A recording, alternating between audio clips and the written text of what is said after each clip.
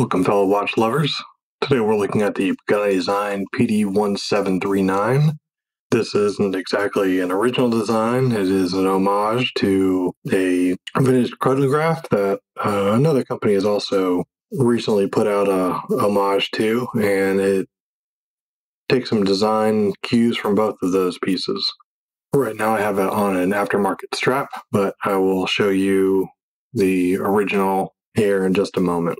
Taking a look at some of the specifications of the watch, we do have a chronograph movement with a Seiko VK64, and it has a dome sapphire crystal. There isn't really much distortion here, but you can see it does come up above the lip of the case. We have 316L stainless steel. It has mirror polishing on the top. There is brushing and polishing on the sides.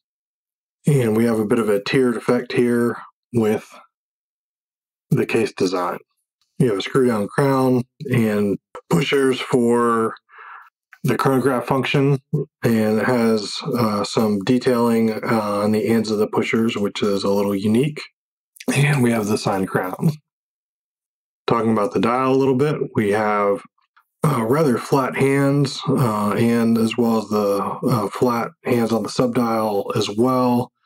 It's one area where I think could have been improved by having something with a little more form to them for a 3D effect, but the hands do work. The other thing to note here is somewhat visible in the video, but in real life, when you don't have light shining directly on this, this is the gray version, and we are dealing with kind of silver hands, gray dial, and gray or brownish gray subdial hands, and not exactly the best contrast that's out there, but it works okay. So the subdial has a 24-hour indicator on the right, and then a minutes indicator on the left. 3 hands. There is no moving seconds hand on this watch. We have the hour hand, we have the minute hand, and then we have the chronograph seconds hand. And I'll go ahead and show you the chronograph working here with the Seiko VK64 Mecha Quartz movement. And so you press the top button to start it.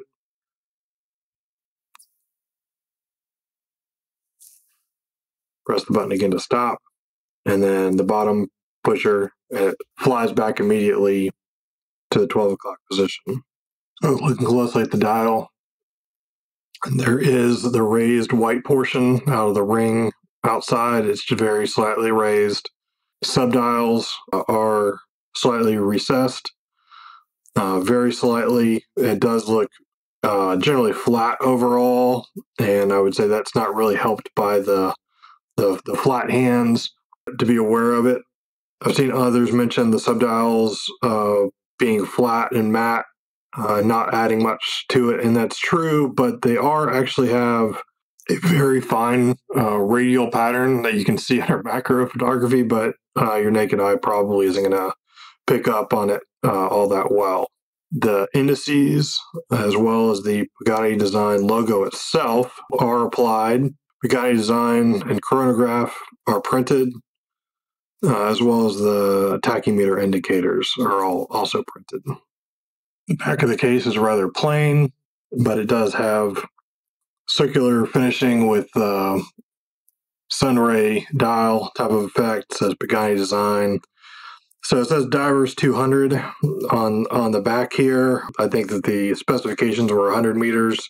I'm not sure which one to believe, given the fact that the pushers are not screwed down. I would err on the side of 100 meters. Has the reference number PD-1739 and stainless steel case.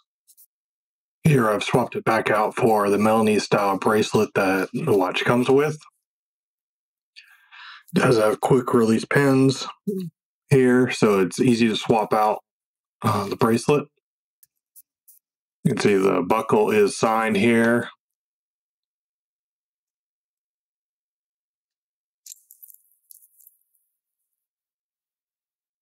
Or I should say the folder of her clasp is signed. about a 39 millimeter case width. It's about 20 millimeters lug to lug, 19.75 or so. And the case thickness is right around 13 millimeters. The bracelet does not really taper. It still stays right in that 20 millimeter range. About 91 grams. So my general thoughts on the piece. I'm certainly a fan of the Art Deco styling, and it is one of the reasons why I purchased the watch. It's a very nice value with the VK64 Megaquartz movement in it. Since it doesn't have seconds ticking sub hands, you don't really notice that it's not an automatic or manual wind watch. And the fact it's VK64 means that we do have sort of the feel of that mechanical chronograph on it. And as well as the fact you're not going to have to constantly change this thing because there's no date and it's run by a battery. So those are certainly some positives that I was going for it. There are a few other brands that offer a similar style watch as this, but they all seem to cost double or more in terms of the price. And so I think this really does provide a pretty good value because the finishing and overall look is nice. I do wish that it had more three-dimensional hands to it to give it a little bit more depth.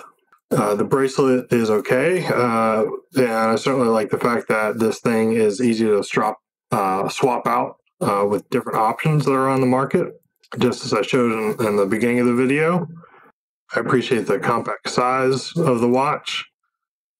The dimensions are a good balance between kind of the vintage aesthetic and modern sensibilities. And here's the piece on my 7.5-inch wrist.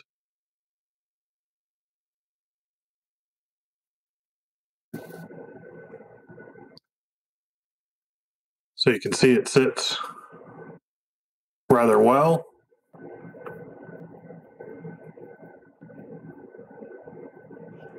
I certainly recommend giving this piece some consideration, considering the interesting design and value for the price point. If this type of watch appeals to you. It comes in a few different color variations. This is the one I started out with, and I may consider picking up the blue one at some point as well. Hope the review was valuable to you, and please like and subscribe if you enjoyed this type of content.